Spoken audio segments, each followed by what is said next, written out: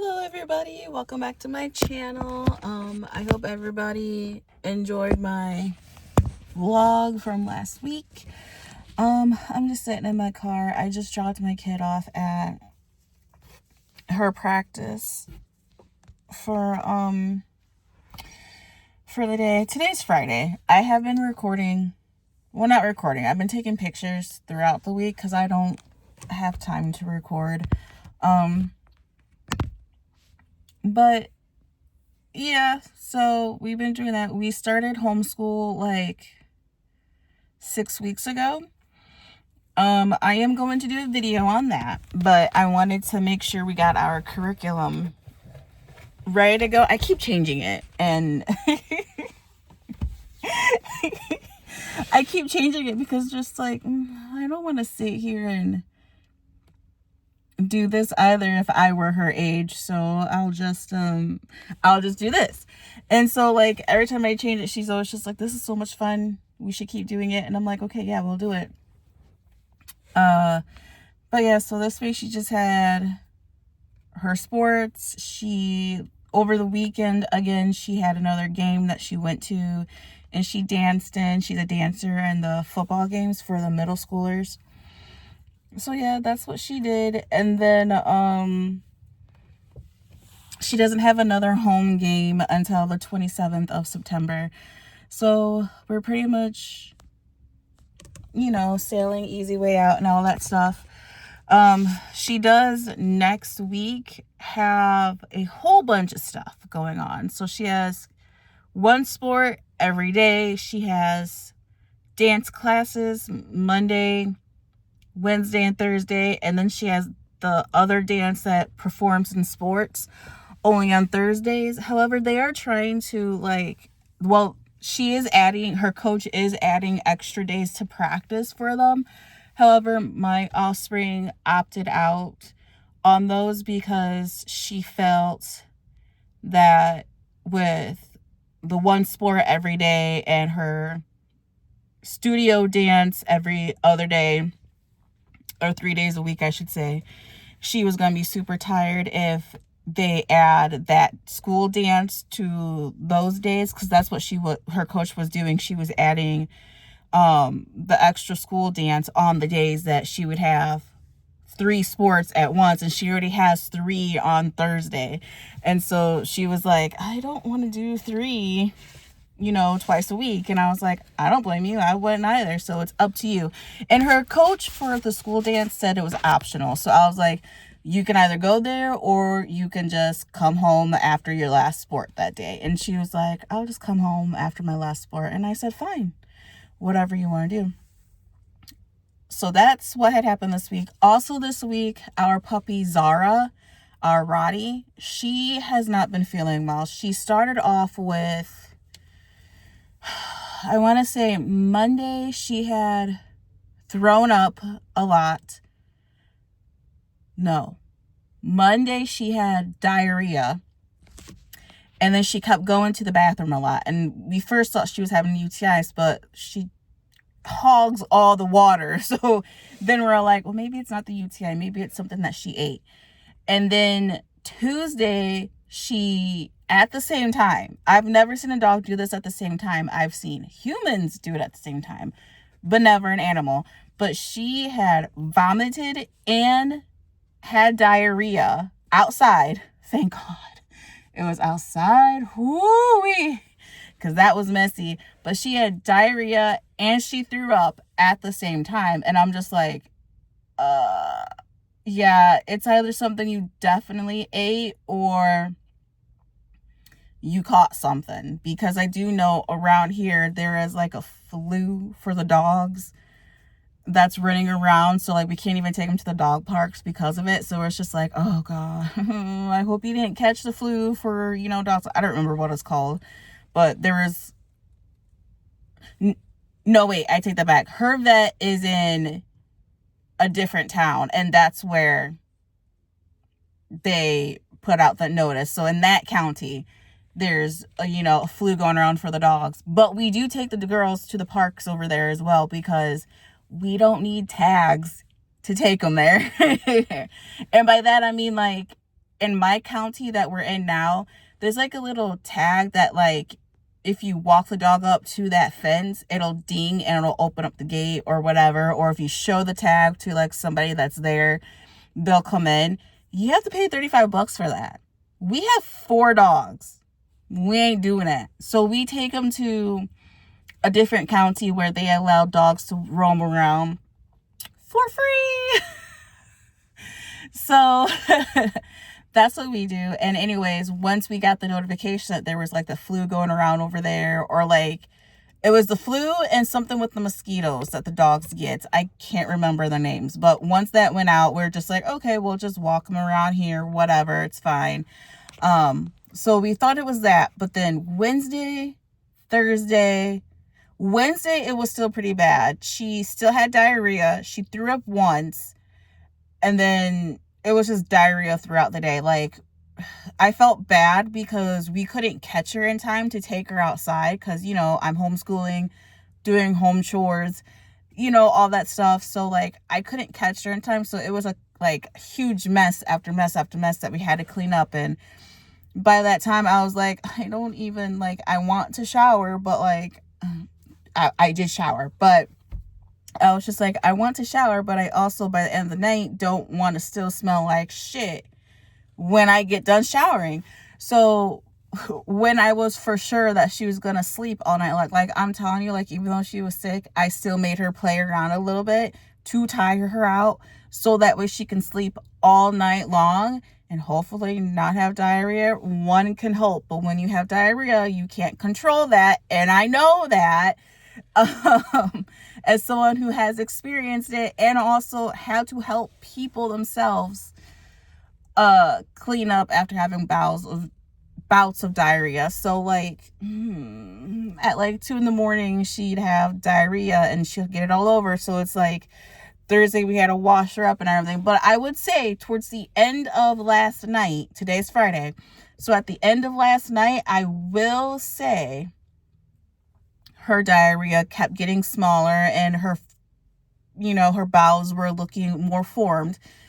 So I'm just like, whoo, we're almost done. Whatever the heck she had or eaten, it's almost done. We're almost in the clear. Like, I can't wait. Today, we've been able, and actually last night too, it was starting to like, we were able to catch her and get her outside in time and all that stuff.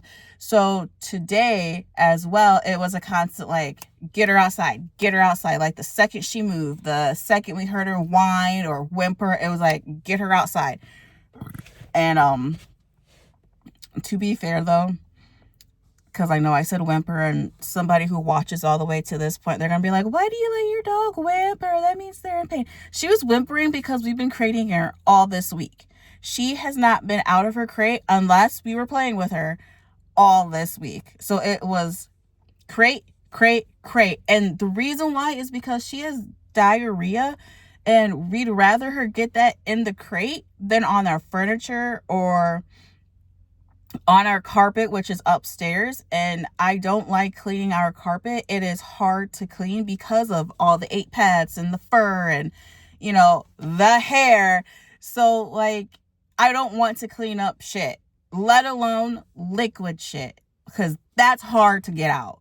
I do have a carpet cleaner, but even then, I don't feel like it's clean. I do eventually want to rip out that carpet out of there and put hard flooring in there, because I prefer hard flooring than carpet in the first place. But that's neither here or there. That's what came with the house when we bought it. Yeah, so today it was just getting her right back on her schedule. Lately, it's been every 4 hours before she'd go outside. But like I said, when she got up or started whimpering, we take her outside. Regardless if she does anything or not, it's just to let her know, like, hey, this is where you go when you do this. So only do it when you need to go, type thing. I mean, that's how we trained all of our dogs, and they learned it really well. We also are trying to incorporate the leave it command, because we're not sure what happened to get her to be sick all this week. But we do believe with some of the evidence that came out of her on Tuesday was part of the reason why. However, we weren't expecting the whole diarrhea thing, so we think something else had to been eaten, or maybe she was sick and that's why all this stuff came out. So yeah, so we're working on it. She learned really quickly the command leave it, so that's good. Even our 3 dogs are just like, what do? We were just sniffing to go to the bathroom, and we're like, we ain't talking to you, we're talking to Zarzar. But yeah, that's pretty much it. That's been happening all this week. Next week, I will probably record a little bit more. I'm not exactly sure. Like I said, though, we are a little bit busy. I do plan to do a homeschooling video to show like what all we do within a day and all that stuff. Some days will probably be shorter. Some days will probably be longer. It just depends on the type of day and what we're doing.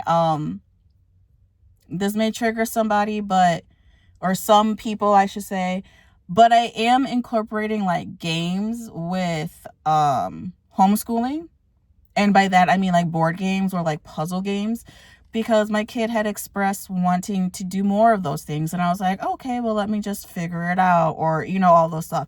So probably on like a game day, quote unquote, so like board game, I'll probably record then, just so that way we can see how we incorporate that. But it's probably gonna be like after a couple of trials, because that's what we do here. But yeah, as far as cooking videos and random videos, those are going to be sparse until I can get a normal schedule going on and everything like that. I think that's all I have to update you for this week. I hope you guys have a great week, had a great week, have a great weekend. I do work this weekend, my full shift hours.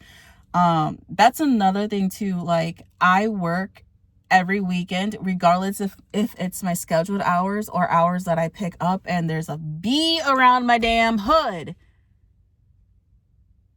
Why do bees go around hoods of cars?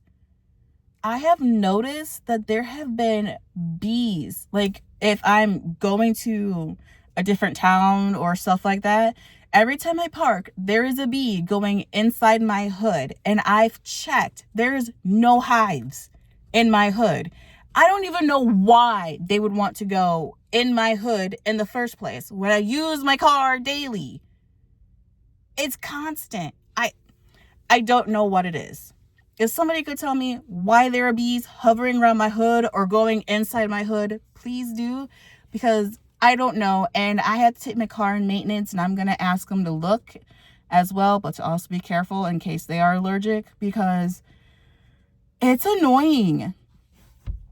And I don't know when I'm going to take my car in for maintenance. Money's tight because of the emergency that we had with Flounder. If you guys remember that, he had to get emergency flushed from his bladder because he's not drinking water.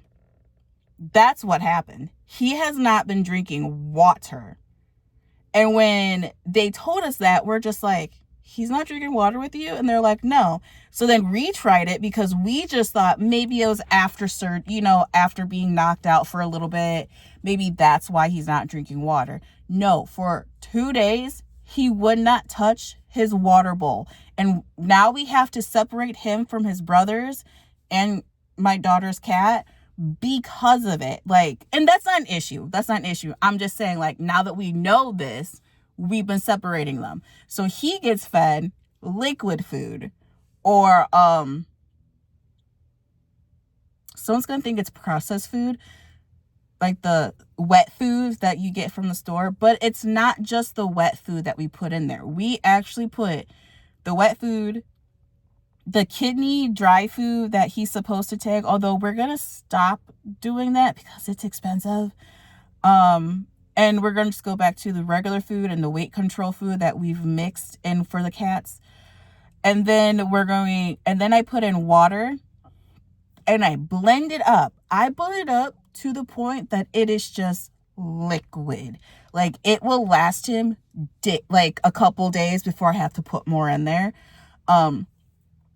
So we literally pour that in a cup, like a measuring cup, and we fill up his bowl, and he will drink that whole cup all day long because of the food that's already in there. So like in the morning, he'll get that. He'll get let out so that he can use the bathroom and all that stuff. And then at night, he gets put back in there to finish it. And then he'll have the dry food with his brothers. So he still gets the dry food. He still gets, you know, the food requirement, I suppose. Maybe a little bit more because it's like more food. But yeah, and we also noticed that he's gaining his weight back, which is good because my sister had noticed that he was losing weight, but I didn't see it because he still felt heavy to me. And I'm just like, nah, he's heavy. This has been going on for months, maybe even days. Well, not months, but days that he would refuse to drink water. And we weren't even noticing it because every time we'd go in to fill up the water bowls, they were empty. And mind you, we have 8 water bowls for 9 pets. And that's not including the one that's in Elsa's bowl because she has a water bowl and a food bowl in her crate. So we fill those up continuously, at least twice, maybe 3 times a day, because like I said, we do have 2 water hoggers. They drink water and try to hog it from everyone else. So like, we don't know how he didn't get water, but now we know that he's just not drinking it. He's refusing it. So now we have to incorporate that in his food. Like, we tried giving him just plain water, won't drink it. He'll ignore it. He'll flip it over. So now we have to mix the food in and everything like that, and that's when he'll drink it. That's the only way we can get him to drink his water. So yeah, that is Flounder. Right now he's doing fine. He's thriving. Running around, causing havoc, teasing the girls again. We love it. We miss him. But yeah, so update you on Flounder. Told you guys what happened all throughout this week. There are some pictures as well that happened throughout the week and the weekend. But I mean, other than that,